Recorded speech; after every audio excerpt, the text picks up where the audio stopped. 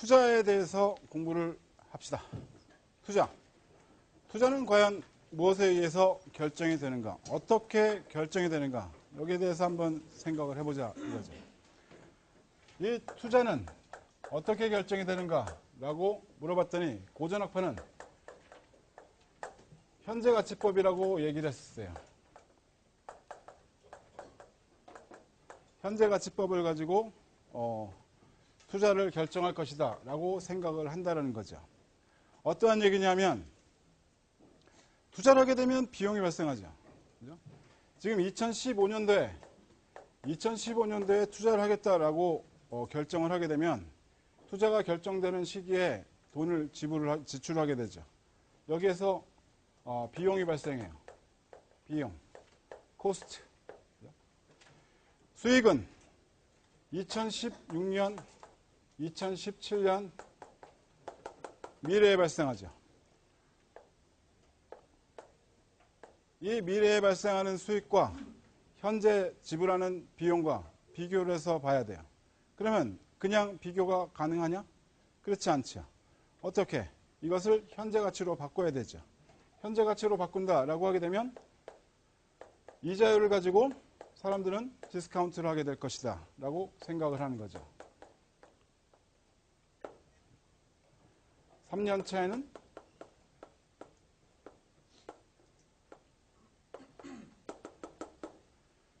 이렇게 해서 이 비용과 이 수익, 이것을 현재 가치로 바꾼 것, 요것을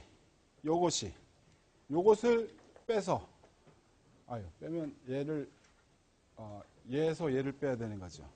빼면, 지금 이것이 0보다 크면, 그죠?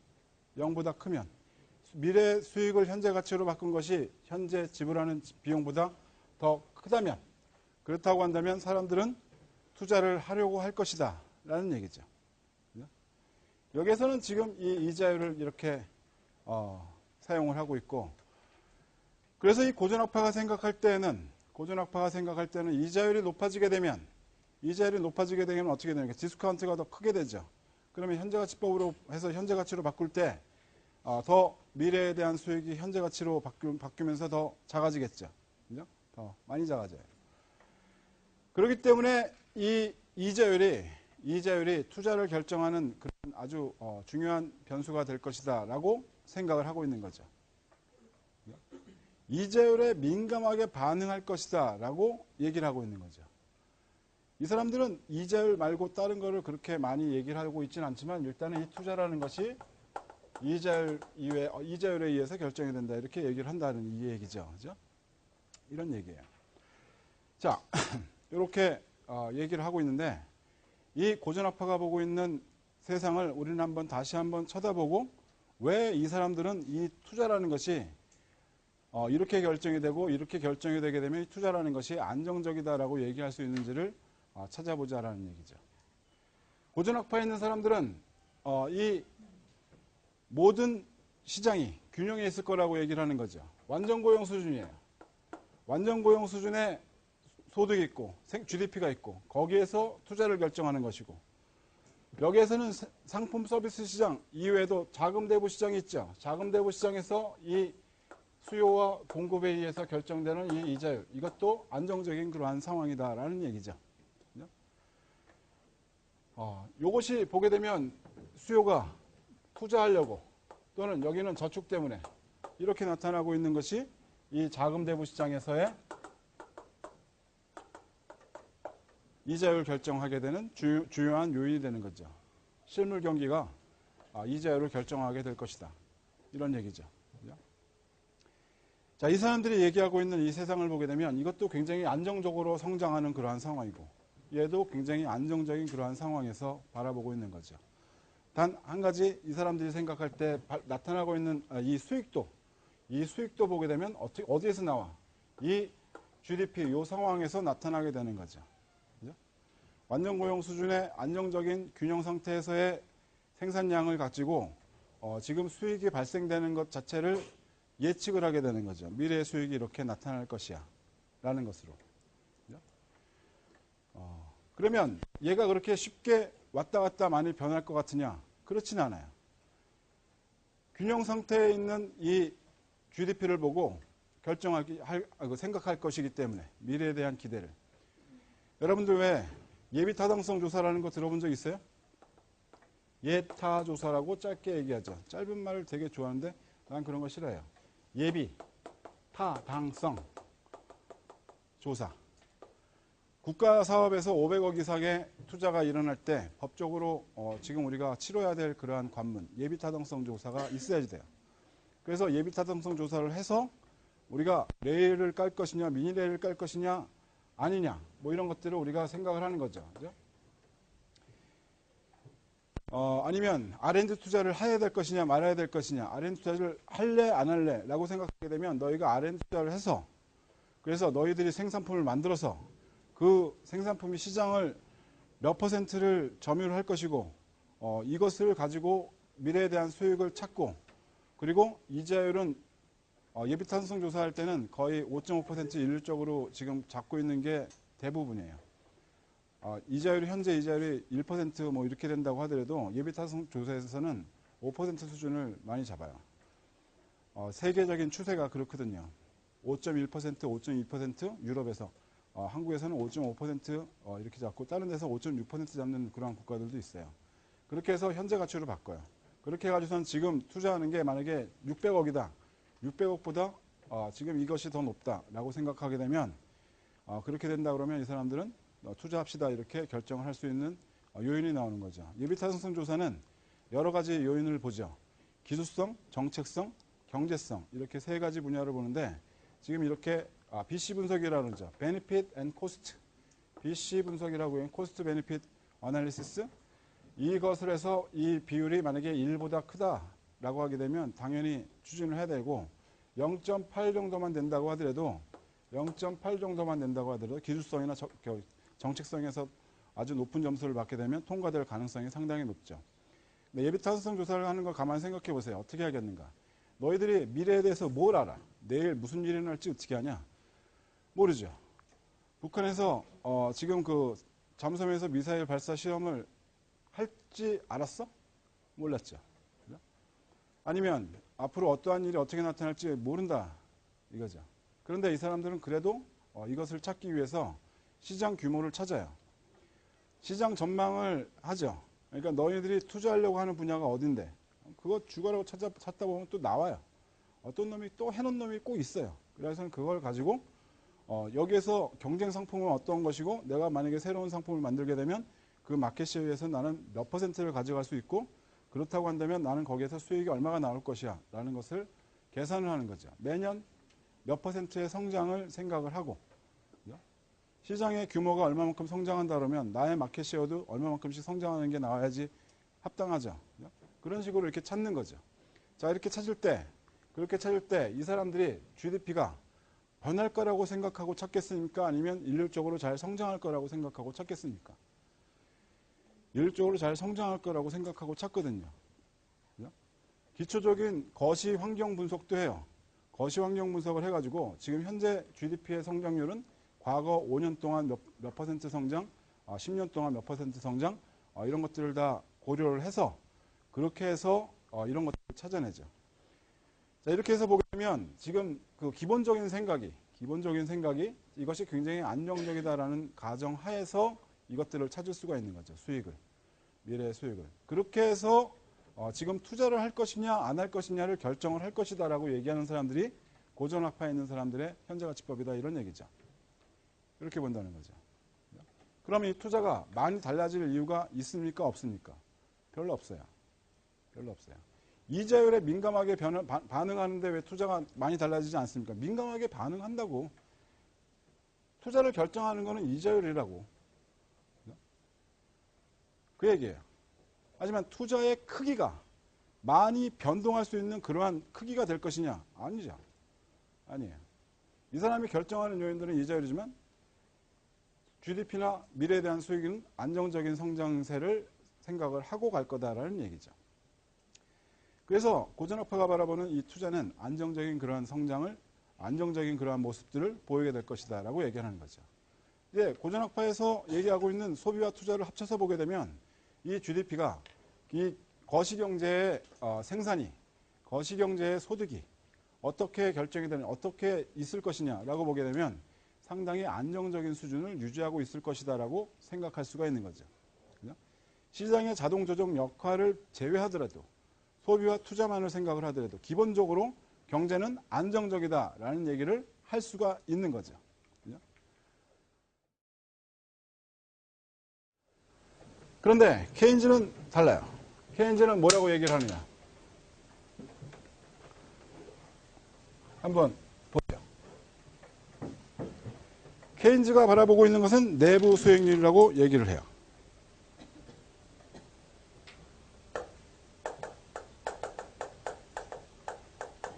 지금 이 사람들이 생각하고 있는 것은 내부 수익률이라고 얘기하면 여러분들 현재 가치로 바꾸면서 현재 가치법 얘기하는 것 똑같아요. 근데 이 비용 그리고 미래에 대한 수익을 우리가 생각을 해보게 되면, 미래에 대한 수익을 생각하게 되면 여기는 X라고 바꿔서 우리가 표기를 하죠. 자, 이렇게 해서 이것이 0이 되는 X는 이렇게 찾는 거죠. 1년 후에 수익이 나타나는데 이것을 0을 만드는 X는 그렇게 된다면 이것이 요것을 우리가 내부 수익률이라고 얘기를 하는 거죠. 이것은 상당히 많이 쓰여요. 여기서 케인즈만 쓰는 게 아니라 뭐 저기 주식, 특히 선물 옵션 하는 것, 미래에 대한 수익을 현재로 바꿔야 되는 그러한 일들을 한다라고 하게 되면 일단 무엇을 먼저 바라보느냐? 내부 수익률을 먼저 바라봐요. 내부 수익률이 높다라는 얘기는, 내부 수익률이 높다라는 얘기는 수익이 높을 수가 있는 얘기죠. 그러니까 이것을 0을 만드는데 이 디스카운트 팩터가 굉장히 크게 나타나야지만 이것이 0이 돼. 만약에 이게 작게 나타나야만 0이 된다고 얘기한다면 이 투자에 대한 수익은 상당히 기대치에 못 미치는 그러한 것들이 될 수가 있다는 얘기랑 같은 거죠. 그러니까 내부 수익률의 크기만 보고 이것은 수익률이 꽤 나올 수 있겠는데? 라고 생각하는 거죠. 내부 수익률의 크기하고 이자율을 비교를 해. 시장에서의 이자율. 그래서 이자율보다 만약에 내부 수익률이 더 크다라고 생각한다면 투자를 결정할 것이다 라고 생각하는 사람들이 케인즈의 사람들이죠. 케인즈 사람들이 이렇게 생각을 해요. 이렇게 얘기하게 되면 사실은 이렇게 막 수식만 가지고 내부 수익률과 현재가치법 수식만 가지고 딱 보게 되면 뭐 별로 다를 게 없는 것 같아. 근데 바라보는 게 많이 다르죠. 케인즈가 바라보고 있는 세상은 어떤 세상이냐. 케인즈가 바라보고 상당히 불안정하죠. 이 미래에 대한 수익을 고전학파에 있는 사람들처럼 지금 GDP의 규모가 어느 정도 될 것이기 때문에 이 정도의 마켓 시어가 있고 나의 돌아오는 수익이 얼마만큼일 것이다라는 그렇게 생각하지 않고 이것이 결정되는 것을 보게 되면 기업가, CEO의 생각에 달려있다는 거죠. 얘네들이 판단한다. 얘네들이 판단한다. CEO가 미래의 수익에 대해서 판단을 한다는 거죠. 이 미래에 대한 수익을 CEO가 판단을 할 때 무엇을 근거로 판단하느냐 라고 설명을 하는 것이 케인즈의 용어로는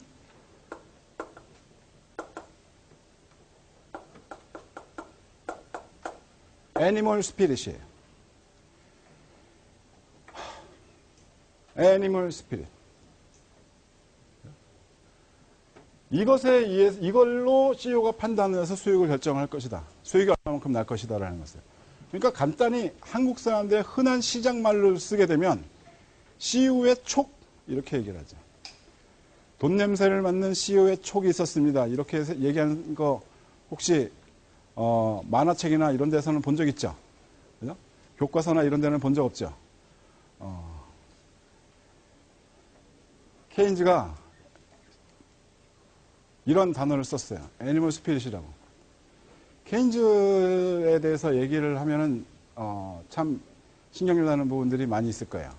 케인즈가 스스로 얘기하기를 내가 세상에서 제일 못하는 게 경제학이래. 제일 못한대. 글쓰기, 말하기, 수학 잘했어. 원래 수학이야. 철학, 토론. 하여간 그런 사람이었죠. 그죠? 이러한 단어를 사용을 한 걸 보게 되면 참 어떻게 보면 대단해 보이죠. 그런데 이것을 한국말로 바뀐 걸 보게 되면 뭐라고 돼 있죠? 야성적 충동.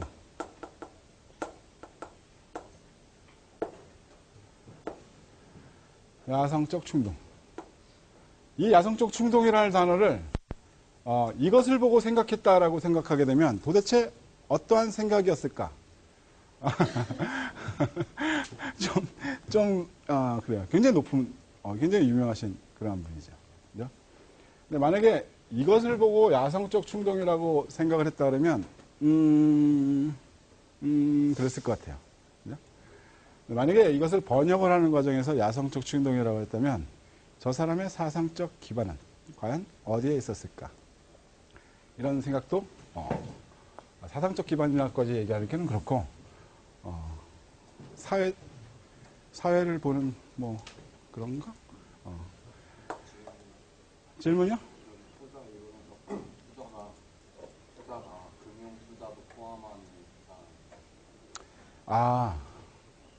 여기에서 우리가 투자라고 하면 투자 지출을 얘기를 해요. 투자 지출. 기업이 투자 지출을 하는 거죠. 그죠?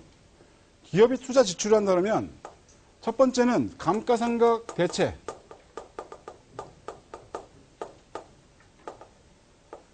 지금 이 기계가 있는데 기계가 낡았어. 바꿔야 돼. 그 부분 나오는 거. 또는 신규 자본 확충.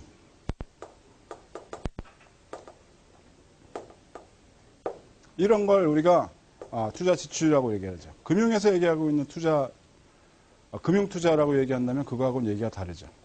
금융투자가 되면 그 금융투자에서 자금이 기업으로 들어가서 그 기업이 투자 지출을 하게 되는 거죠. 개념이 그렇게 되죠. 그죠? 그러한 투자를 얘기를 하는 것이고, 예.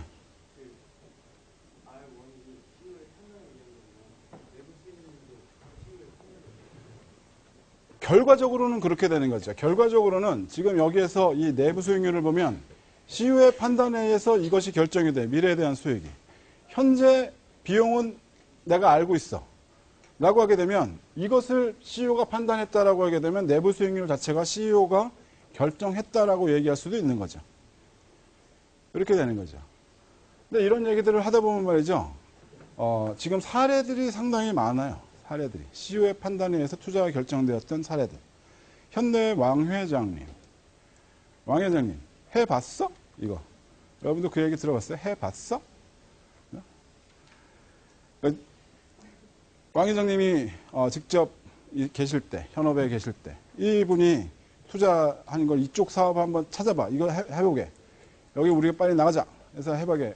그럼 밑에 있는 이사들이 해가지고선 직원들 시켜가지고선 조사를 하고 시장 조사, 뭐 전망, 다른 것도 다 조사해가지고 다 모아가지고 판단해 보니까 거시환경 보면 안 됩니다 나왔거든.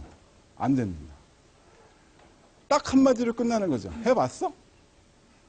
근데 말로만 안 했다는 거죠. 이러면서 했다는 거죠. 이러면서 해봤어. 그러면서는 해봤어 이렇게 얘기하니까 이거 했대요. 근데 되더래. 그러니까 이 사람들이 더 미치는 거죠. 자신들이 정말 열심히 찾아가지고 했다고 생각했는데 이 사람이 가만히 생각했던 이것보다 자기네들의 이 수치 싸움이 모자랐던 거야. 통찰력이, CEO의 통찰력이 굉장히 중요하다는 거죠. 그래서 중요하다는 거예요. 한번 딱 보게 되면 그냥 알아버리는 거죠. 딱 보면 알아. 그래가지고 그 다음번에 만약에 어떤 사업을 야 이거 해봐 라고 해서 시켜주면 그때는 찾아봐봐. 그러면 자료를 옛날에 찾았던 거에 2배, 3배를 찾아봐야 되겠죠. 그러고서 또 안 이렇게 얘기하면 해봐. 이랬다는 거죠. 일단 한번 해봐. 그래서 상당히 어떻게 보면 사례는 과거에 급성장하던 그러한 상황. 자, 우리가 여기서 이 케인즈의 얘기를 하면서 CEO의 판단이라고까지만 얘기를 하게 되면 상당히 부족한 면이 없지 않아 있어요. 어떤 게 있냐면 이 CEO가 이 미래에 대한 수익을 생각을 할 때 그냥 아무것도 없이 그렇게 했겠냐? 그러진 않을 거다. 이 사람도 눈이 있고 귀가 있고 듣는 게 있고 공부도 하고 그러고 살아요. 시간이 있고 지금 우리가 이렇게 GDP가 성장하고 있는 그러한 것을 보는 거죠. 평균적인 성장이 이렇게 가고 있는 거고 실제로는 이러한 평균 성장을 뛰어넘던 아니면 밑돌던 뛰어넘던 밑돌던 이러한 일들이 반복되죠. 경기의 변동이 이렇게 있다라는 거죠. 이렇게 경기의 변동이 있다. 만약에 경기가 회복되는 상황이야. 회복되는 상황이야. 이 사람들이 생각할 때는 지금 평균 성장보다 훨씬 더 낮은 상황이죠. 낮은 상황이에요. 그러면 평균 성장률보다 지금 현재 지금 그 국가 경제의 규모가 더 작아. 야, 지금 투자를 한다 그러면 하겠어? 이런 생각들을 하는 거죠. 이쪽을 여기에서 볼까요? 여기에서. 지금 저점을 지났어. 저점을 지나서 지금 서서히 회복 단계를 가고 있는 거야. 그러면 서서히 조심스럽게 투자를 늘려나갈 생각들을 하는 거죠. 이것을 이 사람들이 판단을 한다는 거야. 이 사람들이. 근데 경기가 좋아졌어. 경기가 굉장히 좋아졌어. 지금 평균 추세선을 훨씬 뛰어넘는 시장 규모야. 경제 규모야.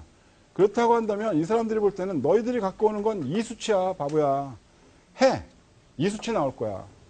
이런 얘기를 하는 거죠. CEO들은. 그런데 이런 점으로 가면 해야 돼 말아야 돼. 해야 돼요 말아야 돼요. 해요. 꺾이는 순간부터 정점을 지나서 꺾이는 순간부터 야 지금 이렇게 좋아 보이지. 웃기는 소리 하지 마. 작년하고 올해하고 확 달라. 이런 얘기를 하는 거죠. 좋아 보이지. 작년하고 올해하고 확 다른데 평균보다 높다고 지금 하자고? 이런 바보야. 하지 마. 하지 마. 이런 생각을 CEO들이 할 것이다라는 얘기죠. 케인즈가 얘기해요. 애니멀 스피릿. 만약에 이렇다면 케인즈가 생각할 때는 이 국가 경제가 균형 상태에 있습니까? 불균형 상태에 있을 수도 있습니까? 불균형 상태에 있을 수도 있거든요. 좋을 때도 있고 안 좋을 때도 있고 과열될 때도 있고 침체될 때도 있고 이런 것들이 보인다라는 거죠. 그러면 좋을 때는 하고 안 좋을 때는 안 하고 이런 것들 판단하듯이 늘 이 수익이 안정적인 그러한 상태로 나타나지 않을 것이다라고 이 사람들은 생각을 할 것이고 기본적으로. 그러니까 이것의 변동폭이 굉장히 크게 나타날 거야. 이 변동폭이. 그러니까 이 사람들의 얘기대로 케인즈의 얘기대로 따른다면 경기가 좋을 때는 투자가 과열되는 거야. 투자 과열. 여기는 너무 냉각된 경우고. 너무 냉각되는 경우고. 이쪽으로 오게 되면 걷잡을 수 없이 투자가 줄어들어. 이런 식이죠. 평균선보다 지금 떨어지기 시작했어. 야, 닫아. 현금 확보. 왜? 지금부터 망하는 기업 나올 거야. 조심해야지. 만약에 쟤네들 망하게 되면 우리가 쟤네들한테 못 받지. 그렇게 되면 우리 자금 사정 어떻게 돼? 우리 연쇄부도 맞는 거야. 조심해라. 그렇게 되면 현금 확보해. 뭐가 제일 좋은 거야? 경기가 침체되는 시기에는 캐시가 제일 좋다는 거죠. 현금 확보하게 되면 그러면 투자를 안 하고 계속 현금을 확보하고 가는 거죠. 누가 하겠습니까? 당신들이면 하겠어? 당신들이면 하겠냐고. 미래에 대한 기대가 완전히 다 낮은 그러한 상황에서 당신들 같으면 기업 날려먹어 가면서 국가 경제 살리겠다고 투자를 갖다 늘리겠냐는 거야. 국가에서 아무것도 안 하고 있는데. 국가에서 만약에 지금 경기를 회복시키기 위한 노력을 하고 있다. 엄청나게. 그리고 그것이 제대로 될 것 같다. 국회에서는 정말 일을 열심히 해서 서로 싸우지도 않고 서로 싸워가면서 합의점을 잘 만들어간다. 국회에서는 안 싸울 수가 없어요. 생각이 다른 사람이기 때문에.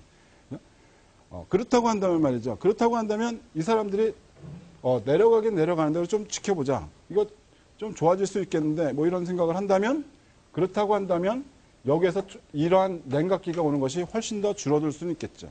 기본적으로 이러한 투자의 과열과 냉각은 반복이 될 것이다라고 생각을 하는 사람이 케인즈의 얘기다라는 거죠. 그러니까 이 사람의 생각으로는 경기가 불안정한 그러한 요인을 얘기해 보세요 라고 하게 되면 경기가 왜 당신은 불안정하다고 얘기합니까? 라고 물어보면 그 원인은 바로 투자에 있습니다. 라고 얘기를 하게 되는 거죠. 투자 때문에.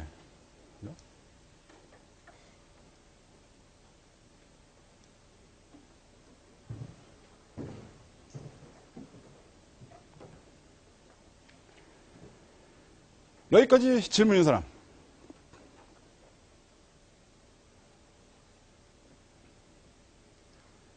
나의 예측은 틀린 적이 없을까요?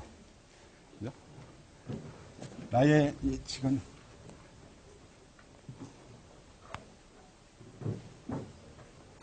누구의 얘기가 맞는 것 같아요? 케인즈의 얘기가 맞는 것 같습니까? 투자에서. 아니면 고전학파의 얘기가 맞는 것 같습니까?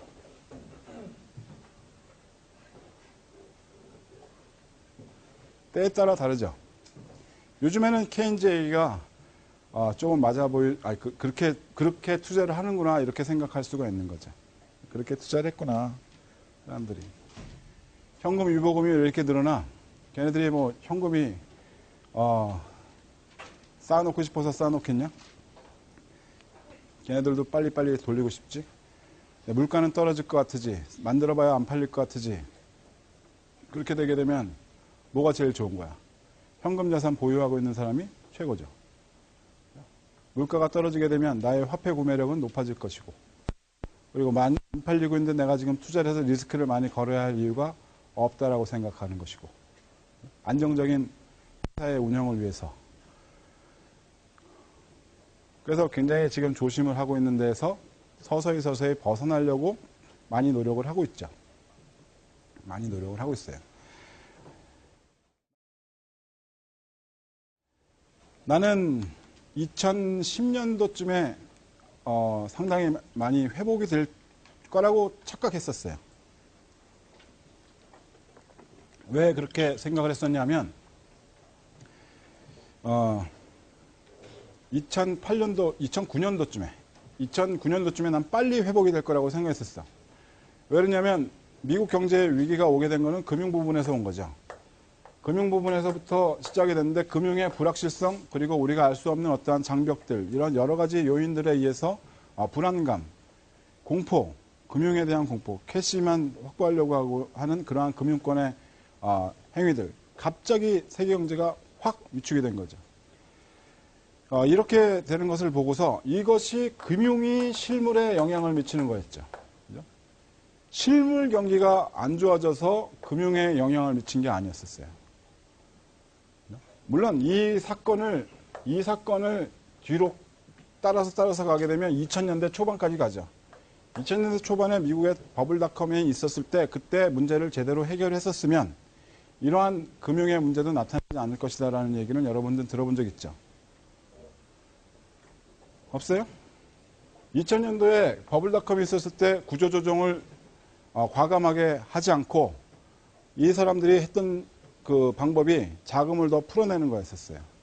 자금을 더 풀어내는데 2000년대 초반에 자금을 더 풀어내봐야 실물 부분에서는 자금을 가져다 쓸 사람들이 없었어요. 기업에서는. 그러면 누가 써? 가게에서 쓰는 거야. 뭐 하려고? 야, 지금 경기 2000년대까지 좋았잖아요. 그죠? 골디락스 하면서 뜨겁지도 않고 차갑지도 않은 그 딱 맞춤, 안성맞춤인 그러한 스프를 우리는 먹고 있네? 그러면서 지금 이 사람들이 그 생각을 했던 거는, 우리는 집 사면 그러면 집값 계속 올라갈 거야 라고 생각을 하고, 지금 이자 쌀 때 돈 빌려. 지금 막 돈을 빌려줘. 금융권에서는 돈을 확보를 했으니까 계속 자금을 푸는 거였죠. 그러다 보니까는 금융권에서는 어떤 일이 있었냐면, 자기네들이 갖고 있는 거는 금융채권이야. 근데 이 금융채권도 어떤 식이냐면 30년 모기지야. 그러면 30년 모기지면 원금이 들어오는데 30년 다 걸린다는 얘기잖아. 그죠? 그러면 이 채권을 갖고 있어봐야 이 많은 돈을 풀어놨는데 들어오는 건 찔끔찔끔 신용을 하죠. 기업들은 안 써. 돌아버리는 거죠. 어떻게? 또 다른 상품을 만들어. 어떻게? 금융 ABS라는 Asset Based Security? 뭐 이렇게 해서 Asset Backed Security? 이렇게 해서 그 부동산 관련된 모기지 채권을 묶어. 위험한 거, 덜 위험한 거, 안 위험한 거 섞어. 사람들이 모르게. 모르지, 이놈들아. 얼마나 위험한지. 그러고선 팔아. 그러다 보니까 이게 얼마나 위험한지 모르니까 거기에 또 다른 금융상품이 나와. 어떻게? 저 금융상품 망하면 내가 그거 보장해줄게. 금융상품 보험, CDS. 이렇게 해서 나오는데 그런 것들이 얽히고 설키고 있는 것들이 미국 내에서만 있었던 게 아니라 그것이 전 세계로 퍼진 거야. 그래서 이게 나온 거거든. 가만 따져보게 되면 원죄는 여기에서 붙어 있는 거죠.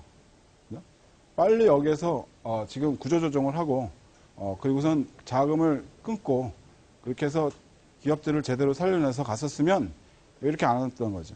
그래서 나는 생각에는 금융 부분이 다시 회복이 되는 거는 순식간일 거라고 나는 생각이 들었었거든. 왜? 다 밝혀져 버리면.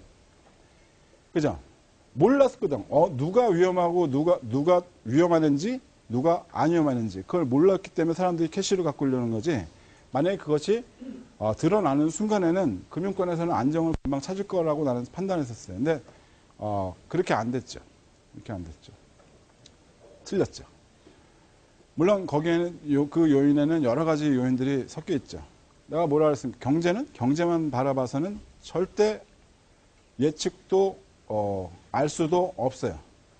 경제, 정치, 국제 헤게모니, 사회, 문화 여러 개가 종합이 돼야 그래야 조금 보여요. 조금 보여. 누구의 얘기가 맞느냐? 사실은 케인즈가 올바르게 얘기하는 것 같으냐, 아니면 고전학파가 올바르게 얘기하는 것 같으냐? 그거는 사실은 시대에 따라서 다 다르게 보일 수가 있다 이런 얘기죠. 내가 얘기하는 거예요. 그러니까 뭐 누구의 얘기가 절대적으로 맞으니까 그 사람의 얘기를 항상 맹신하게 되는 그러한 것하고는 거리가 있다. 여기까지 질문인 사람. 토빈의 큐. 토빈의 큐는 사실은 아까 얘기했던 그 랜덤 워크랑 유사한 그러한 얘기예요. 이 그 고전학파 현재가치법 내부 수익률 그 이후에 금융시장이 발달하면서 그러면서 지금 나왔던 얘기들이죠. 간단히 생각하게 되면 이 투자를 결정하는 것이 주식시장에서 보여주는 시장 가치하고 실물 가치하고 실제 자산 가치하고의 차이만 그 비율만 따져보고선 투자를 결정하겠다. 근데 자세하게 여러분들이 다 몰라도 돼요. 토빈의 Q라는 것이 그냥 있다. 근데 여기서는 주식시장의 시장 가치를 따지고 자산의 시장 평가액도 보게 되고 또는 실물 자본의 대체 비용이나 아니면 설비 투자 자본 조달 비용도 보게 되는구나. 이런 얘기들. 그 정도로만 여러분들이 생각하고 있어도 괜찮은데 지금 잠깐 얘기했듯이 우리가 주식시장이라는 것이 사실 그 객관적인 판단 근거로 사용할 수 있는 그러한 시기가 있었고요. 지금은 그 시기에서 조금 벗어난 거 아니야? 이런 생각을 하는 사람들도 있는 거죠. 나 같은 사람들. 우리가 주식시장 자체가 정말로 제대로 된 시장 가치를 똑바로 보여주는 거야? 비슷하게 보여주면 똑바로 정확하게 보여주는 건 아니잖아. 그러면 그거 가지고 어떻게 투자를 결정을 해? 지금 유가가 이건 주식시장과 좀 다른 얘기지만 원자재 가격도 그렇고 채권이나 뭐 이런 시장도 한번 보자 이거죠. 갑자기 40달러 선에서 60달러 선을 어떻게 이렇게 빨리 회복이 되고 그럴 수가 있을까? 그동안에 수요 공급이 그렇게 달라져? 야, 참 진짜 웃긴다. 야. 이런 것들을 보게 되면 그러한 결정이 어떻게 이루어졌을까 보게 되면 우리가 그렇죠. 모르는 게 너무 많아서 얘기할 수 있는 게 없기 때문에 토빈의 큐 같은 경우도 사실은 과거에는 여기에 대해서 사람들이 많이 썼었어요. 그 내부 수익률이나 뭐 현재가치법이나 이것을 떠나서 그 다음번에 이런 얘기가 나오면서 주식시장에 대한 얘기들 많이 나오고 무슨 뭐 블랙쇼 이런 사람들 얘기하고 그러면서 기대 수익률이나 이런 걸 보면서 투자를 한 해 만에 이런 얘기들을 하니까 상당히 유명해졌었죠. 그렇죠.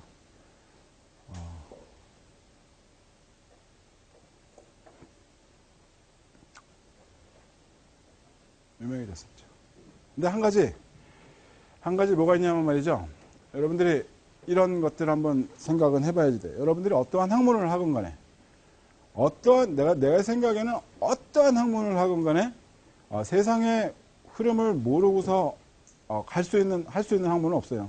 그죠? 어떠한 학문의 해상의 흐름들은 잘 알아야 되는데, 근데 이 학문이 정말 어떻게 움직여가는가라는 것들을 한 번쯤은 더 생각을 해봐야 되는 거죠. 세상의 움직임을 보면서 우리들이 수식들이 보다 더 정교해져요. 굉장히 센시티브한 어떠한 변화까지도 감지할 수 있는 그러한 수식으로 우리에게 정보를 주는 거죠. 근데 그것을 보게 되면, 이론적으로 보게 되면 정말 통쾌한 그러한 면들이 굉장히 많아요. 아, 이 의문이 풀렸어.